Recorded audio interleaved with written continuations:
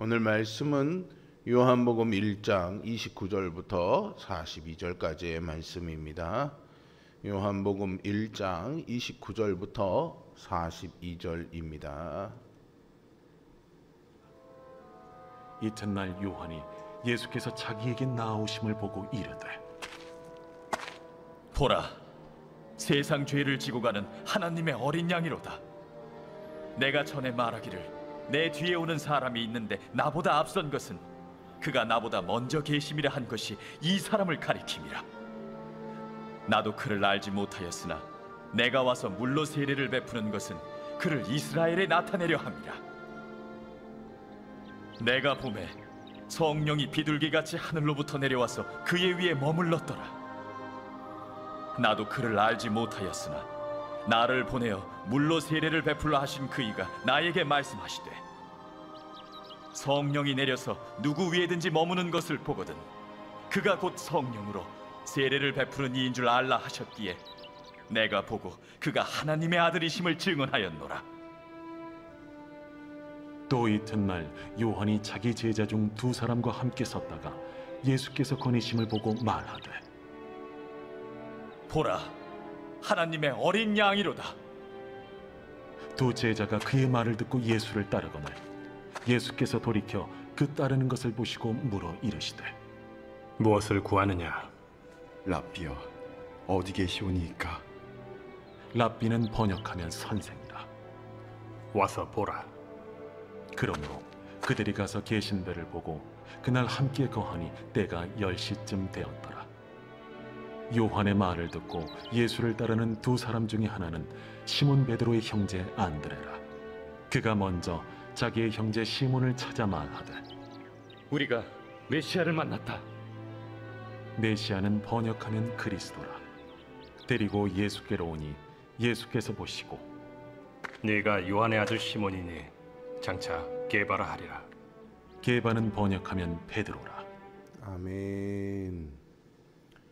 신앙생활을 한다는 것은 단지 그냥 교회를 다니고 사람들에게 교회 다닌다는 종교인이라는 것을 알려주는 것 이상으로 우리의 주인이자 스승이신 예수님의 제자가 된다라는 그런 의미가 있습니다. 예수님을 알아간다는 것은 그분이 누구신지, 그분이 우리에게 어떤 의미인지를 깨닫는 과정이고요. 영적인 여정의 핵심이라고 할 수 있습니다. 오늘 본문은 하나님의 어린 양으로 이 땅에 오신 예수님의 공생의 시작 부분으로 우리가 예수님을 구원자로 알아가는 과정을 단계적으로 보여줍니다. 세례 요한은 예수님이 하나님의 아들이라 증언했습니다. 요한의 제자였던 두 사람이 예수님을 만나서 그분의 제자가 되고 또 시몬에게도 예수님을 알렸던 일을 전하고 있죠. 세례 요한의 증언을 시작으로 제자들이 예수님을 따르게 되는 과정을 통해 우리 역시 어떻게 예수님을 하나님의 어린 양으로 받아들이고 그분을 따라야 하는지를 배울 수 있습니다. 세례 요한은 자기에게 나오신 예수님을 봅니다. 이때 요한은 보라, 세상 죄를 지고 가는 하나님의 어린 양이로다 라며 감탄 섞인 증언을 남기죠. 이 고백은 십자가 사역의 희생적인 측면을 나타내는 표현으로요, 주님이 오신 이유와 결말을 반영한 것입니다. 세례 요한은 예수님의 사촌이기도 했지만 사실은 그때까지 그리스도를 알아보지 못했죠.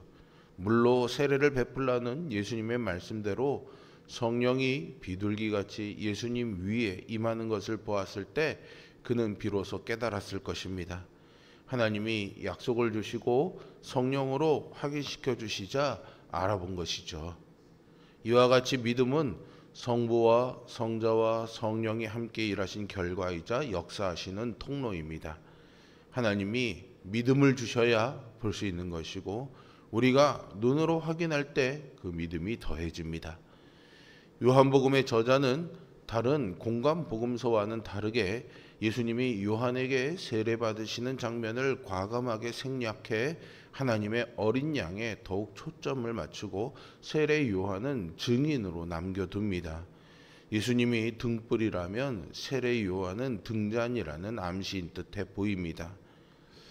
알지 못하던 일을 알려주신 성부의 은총을 따라서 요한은 이제 그분을 하나님의 아들이라 증언하기에 이르렀습니다.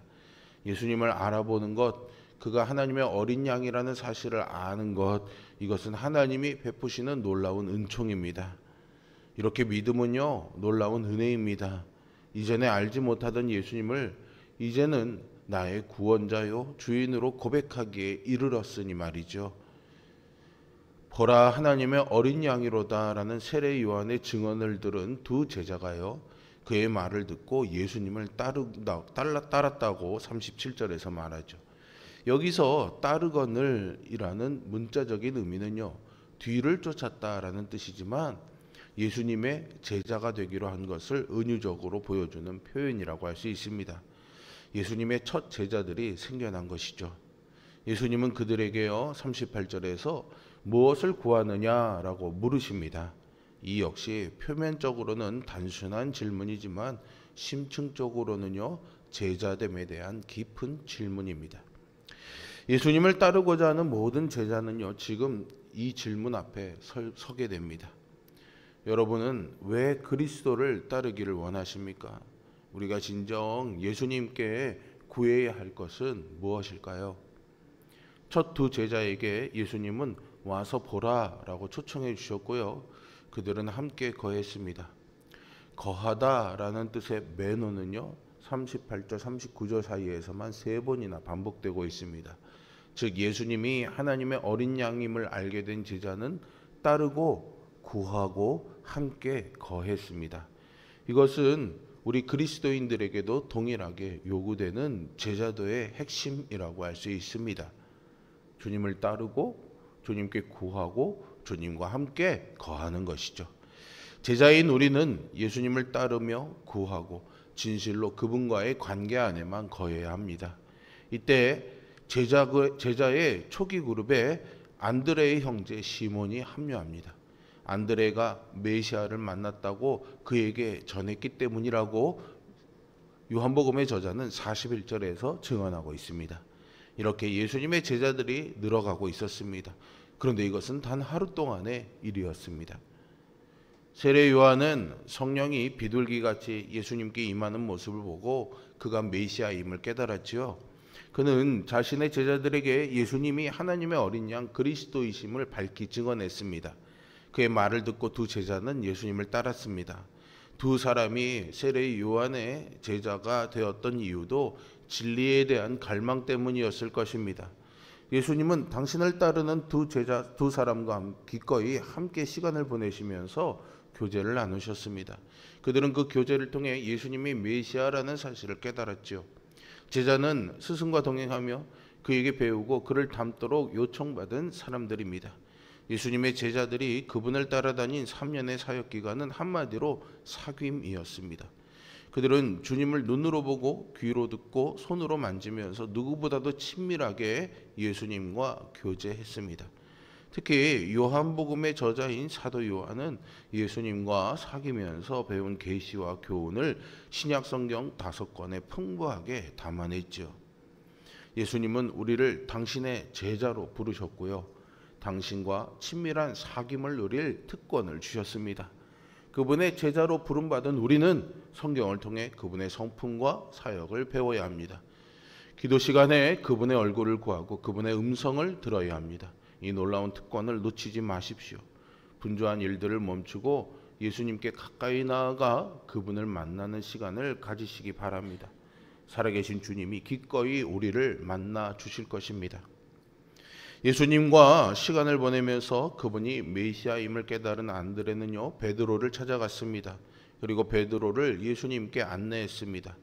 베드로를 만나신 예수님은 그의 이름을요, 게바, 즉 바위라는 뜻의 이름으로 바꿔주셨습니다. 그 이유가 무엇이겠습니까? 성경에는 베드로 외에도요, 이름을 바꾼 여러 인물이 등장하죠. 하나님은 아브라함을 아브라함으로, 사레를 사라로 바꾸셨습니다. 야곱도 이스라엘이라는 이름을 새롭게 받았죠. 이들 모두는요, 새로운 이름과 함께 기존의 삶의 목표와 방식을 버리고 새로운 소명을 받았습니다. 우리는 베드로처럼 새로운 이름을 받은 것은 아니지만 모두가 예수님의 제자라는 복된 칭호를 받았습니다. 우리가 그분의 제자가 되었다는 것은 우리에게 새로운 소명이 주어졌다라는 뜻이죠. 우리의 소명은 사람들을 예수 그리스도께로 인도하고 또 그분을 섬기며 양육해 주님의 제자로 세우는 것입니다. 지금 여러분은 이 제자의 소명을 얼마나 잘 감당하며 살고 계십니까? 우리의 삶은요, 광야와 같다고 할 수 있습니다. 인생의 수많은 문제와 고통은 예수님의 제자도 비껴갈 수가 없습니다. 그러므로 우리는 인생의 문제에 그냥 빠져 있어서 소망을 잊지 않고 제자다운 삶을 살도록 늘 주님의 은혜를 구하며 기도 가운데 깨어있는 삶을 살아야 하겠습니다. 그러면 우리는 비로소 세상이 끝날 때까지 우리와 함께 하시겠다는 그 주님의 약속이 이루어지는 경험을 하게 될 것입니다. 예수님은요, 온 세상의 죄를 지고 가는 하나님의 어린 양이십니다. 이것을 알게 하시는 분은요, 하나님이십니다. 우리는 하나님이 은혜를 주셔서 이 예수님을 나의 주인, 나의 구주로 영접한 사람들입니다. 성도의 힘은 여기에서 나옵니다. 예수님을 구주로 아는 확신은 한 영혼을 주님께로 이끄는 힘을 줍니다. 예수님을 제대로 알아야 제대로 믿을 수 있습니다. 전에 알지 못하던 일을 하나님의 어린 양으로 알아보고 무엇을 구하며 따라야 할지도 모르던 자들이 더 큰 깨달음을 구하며 주님과 함께 거하는 제자의 길이 시작되었습니다. 그리고 안드레는 가장 가까운 형제에게 자신이 보고 들은 것을 전했습니다. 이 모든 것이 놀라운 은혜의 결과가 아니면 무엇이겠습니까? 우리는 하나님의 어린 양을 따르는 제자로 부르심 받았다는 사실에 감사하면서 성실하게 또 충성되이 주님 안에 거해야 하겠습니다. 우리 모두는 주님의 제자로 부름받았습니다. 예수님과 동행하면서 맡겨진 소명에 헌신하는 사람들이 바로 주님의 제자입니다. 우리가 살아가는 삶의 여건이 어렵더라도 그리스도의 제자로 부르심받은 사실은 절대로 변하지 않습니다. 삶이 바쁘고 분주할수록 말씀과 기도로 부지런히 예수님을 만나고 그분과 동행하며 제자의 사명을 잘 감당해내는 우리 모두가 될 수 있기를 주님의 이름으로 축복합니다. 기도하겠습니다. 어린 양 되신 예수 그리스도 독생자를 보내주신 아버지 하나님, 하나님 아버지께서 우리에게 은혜를 주셔서 그분을 나의 구주로, 예수님을 나의 주인으로 모시며 신앙의 고백하며 살아갈 수 있는 하나님의 사람 제자로 우리를 부르심을 감사와 찬양을 올려드립니다.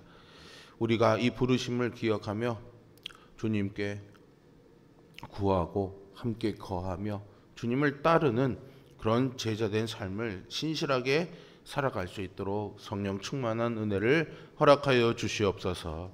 오늘도 내 뜻대로 내 육신의 욕망을 채우기 위해 살아가는 삶을 선택하는 것이 아니라 나를 내려놓고 주님 말씀에 순복하며 제자된 길을 따르며 주님 말씀에 늘 순종하고자 하는 그 마음을 잃어버리지 않도록 내게 기름 부으심을 허락하여 주시고 그 길에 걸림돌이 되는 여러 인생의 고통과 문제들을 이 시간 주님 앞에 고하며 기도합니다. 하나님이 응답하시고 들어주시어서 주님을 따르고자 하는 우리의 마음에 흔들림이 없도록 우리를 지키시고 보호하여 주시옵소서. 예수 그리스도의 이름으로 기도합니다. 아멘. 하늘에 계신 우리 아버지, 아버지의 이름을 거룩하게